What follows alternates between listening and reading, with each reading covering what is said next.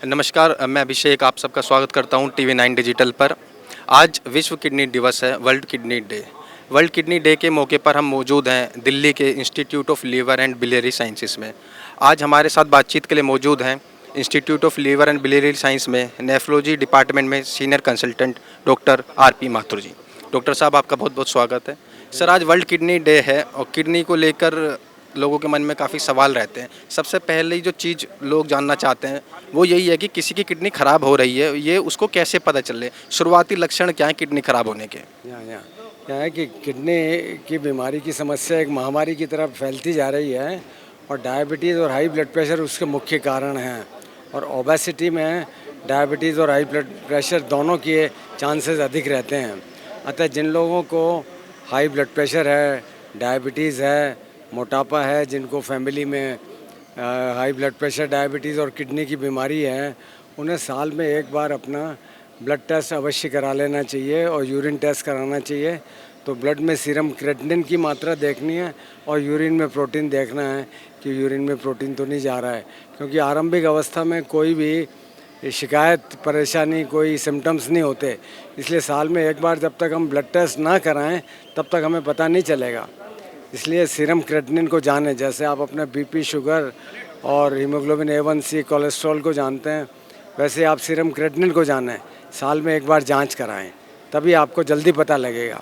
Otherwise आपको पता नहीं चलेगा। एडवांस किडनी फेलियर में आने तक कई बार सिम्टम्स कुछ नहीं होते।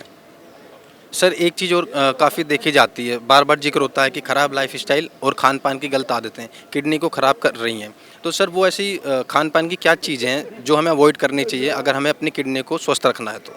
हाँ, खान पान में ये ध्यान रखना है कि आपको एक तो नमक कम लेना है। नमक से क्या होता है कि हाई ब्लड प्रेशर, किडनी की बीमारी और हार्ट की बीमारी हो सकती है। तो नमक कम लेना है। Sugary beverages, soda, diet soda और अल्ट्रा प्रोसेस फूड को अवॉइड करना है, क्योंकि इनमें अल्ट्रा प्रोसेस फूड में जो है प्रिजर्वेटिव्स, केमिकल्स, कलर्स, इमल्सीफायर्स और एडिक्टिव सब्सटेंसेस होते हैं। तो शुगर अवॉइड करें, कम करें, शुगर कम करें, नमक कम करें और खाने पीने में पत्ते वाली सब्जी, सलाद, फलियाँ, फल, इनका ज़्यादा इस्तेमाल करें। तो इनमें न्यूट्रिटिव वैल्यू भी होती है, माइक्रो न्यूट्रिएंट्स होते हैं और इनमें फाइबर होता है।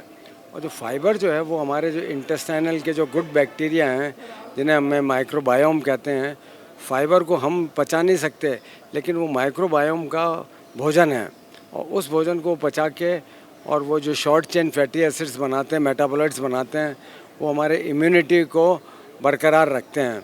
तो और हमारे इंसुलिन रेजिस्टेंस को कम करते हैं, डायबिटीज़, ब्लड प्रेशर और कैंसर से बचाते हैं।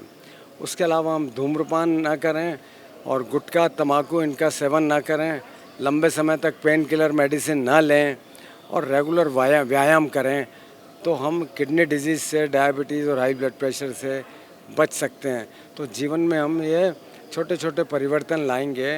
प्रोलॉन्ग सिटिंग अवॉइड करेंगे, 40-50 मिनट बैठने के बाद हम 5-10 मिनट वॉक कर लेंगे, मॉल वॉक करेंगे, कैंपस में वॉक करेंगे, प्रोलॉन्ग सिटिंग को अवॉइड करेंगे। तो इन सब छोटे छोटे परिवर्तन लाके हम हाई ब्लड प्रेशर, डायबिटीज़ और किडनी की समस्या से बच सकते हैं।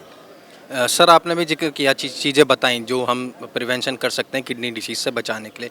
एक चीज़ और देखी जा रही है, पिछले कुछ सालों में किडनी फेलियर या किडनी जो पूरी तरह ख़राब हो जाती है, इसके मामले बढ़ जाते हैं। कई सारे लोग ऐसे भी हैं जो लंबे समय से डोनर का इंतजार कर रहे होते हैं, उन्हें डोनर नहीं मिलता है। तो सर, जो किडनी डोनेशन है उसको लेके लोगों को जागरूक करने की भी ज़रूरत है। तो क्या ऐसी चीज़ें हैं कि लोगों को समझनी चाहिए किडनी डोनेशन को लेके कि किडनी अगर डोनेट कर देते हैं, जैसे 2 सबके पास हैं, तो क्या एक डोनेट करने से सामान्य जीवन जिया जा सकता है? किडनी डोनेशन पे सर आप कुछ बताइए। हाँ, किडनी डोनेशन ये है कि जब किसी की किडनी ख़राब हो गई है और वो एंड स्टेज किडनी डिजीज़ में पहुंच गया, इसका मतलब ये है कि उसके किडनीज़ की फिल्ट्रेशन पावर लेस दैन 15% रह गई है और अब डायलिसिस और किडनी ट्रांसप्लांट के बिना उसका काम नहीं चलता। अब फैमिली में कई अगर डोनर है तो उसकी पूरी जांच की जाएगी और उसे यह डर नहीं लगना चाहिए कि उसको कोई तकलीफ़ होगी, क्योंकि अगर उसको कोई तकलीफ़ है उसका पूरी जांच की जाएगी, तभी उसका किडनी लिया जाएगा।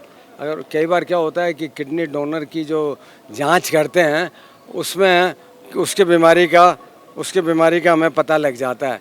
जो उसको बीमारी को पता नहीं थी। तो एक स्वस्थ आदमी है वो अपना एक किडनी दे सकता है, उसको कोई समस्या नहीं होगी।